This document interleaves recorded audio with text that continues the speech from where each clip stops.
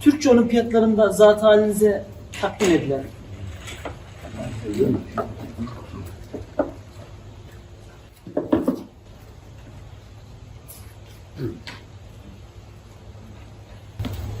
Şimdi değerlendirmeyelim. Menaniyetimizi, gururumuzu, kibrimize değerlendirmeyiz. Efendim, bu tertip heyetinin verdiği ödül, bu da çocukların kendi hissiyatları, öyle küçük bir şey de yazmışlar. Umumi organizasyonlar içindeki merkezlere konabilir bunlar. Umumi organizasyonlar. Çocukların hissiyatı efendim.